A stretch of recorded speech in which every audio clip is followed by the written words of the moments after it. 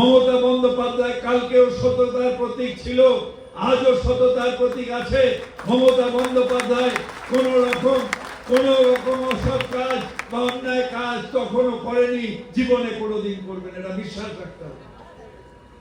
এবং তার জন্য যদি লড়াই করতে হয়, তর্কে তর্কে লড়াই করতে হবে। হ্যাঁ, নিশ্চিত ভাবে দু একটা লোক আমাদের মধ্যে অন্যায় করেছে, দু একটা লোক আমাদের মধ্যে অসতের কাজ করেছে, কিন্তু আমাদের নেত্রী মমতা বন্দ্যোপাধ্যায় সব থেকে আগে রিঅ্যাক্ট করেছে।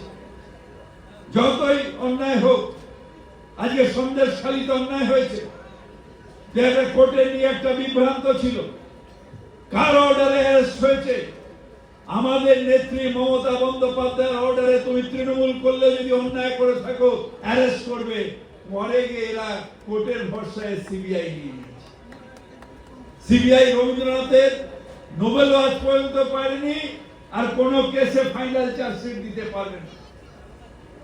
এই তো কুণালদার এগেইনস্টে কতগুলো কেস ছিল, আমি তো রোজ কাগজে পড়ি, আর ওই লয়ার হচ্ছে আমাদের অয়ন, প্রত্যেক দিন ওই কেসগুলো খারিজ হচ্ছে, কোনো প্রমাণ নেই, কিন্তু তাকে হ্যারাসমেন্টের মধ্যে দিয়ে গেছে।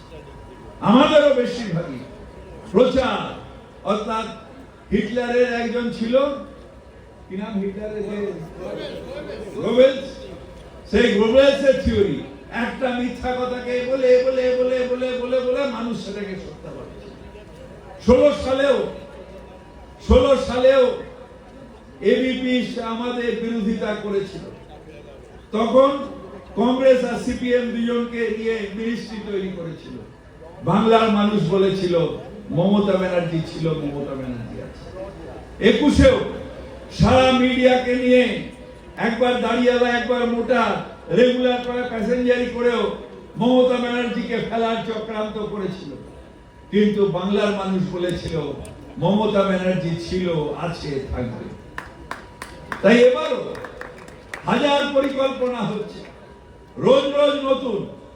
যে অর্ডারটা 2 মাস আগে আসার কথা ছিল, যে অর্ডারটা 2 মাস বাদে দিলেও কিছু হতো না, ভোটের আগে বিরোধী দলনেতা বলছে বোম ফাটবে, আর সাথে সাথে কোর্ট বোম ফাটছে।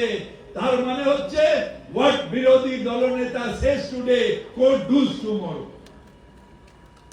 এই অবস্থা এসে দাঁড়িয়েছে।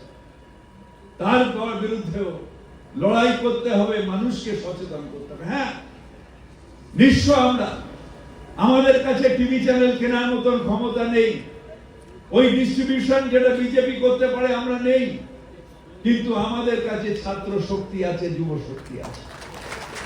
এই ছাত্র শক্তি, এই যুব শক্তি, তারা যদি মহল্লায় মহল্লায় গিয়ে, বাজারে বাজারে, চায়ের দোকানে গিয়ে আমাদের মমতা ব্যানার্জির যে কথা সেইগুলোকে বলে, রোজ মমতা ব্যানার্জি যেটা বলছেন সেইটুকু অন্তত শোনো, সেটাকে ইউটিউবে থাকলে, সেই সময় ব্যস্ত থাকলে ইউটিউবে শোনো, এবং তারপর সেইটাকে রিপিট করো।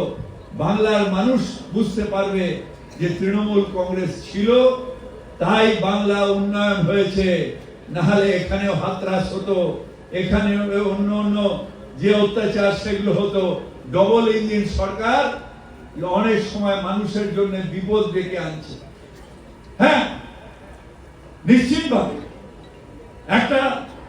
দুটো চিফ মিনিস্টারকে আজকে অ্যারেস্ট করে নিয়েছে, হেমন্ত সোরেন, কেজরিওয়াল অ্যারেস্ট আছে। ওরা বলছে মমতা বন্দ্যোপাধ্যায়কে অ্যারেস্ট করবে। আমরা বললাম যেদিন সেই স্পর্ধা মোদী তুমি দেখাবে, সেদিন বাংলা থেকে তুমি ভ্যানিশ হয়ে যাবে। তার কারণ ঝড়ের নাম মমতা বন্দ্যোপাধ্যায়, তোমার ক্ষমতা নেই ঝড়কে জেলে ভরা।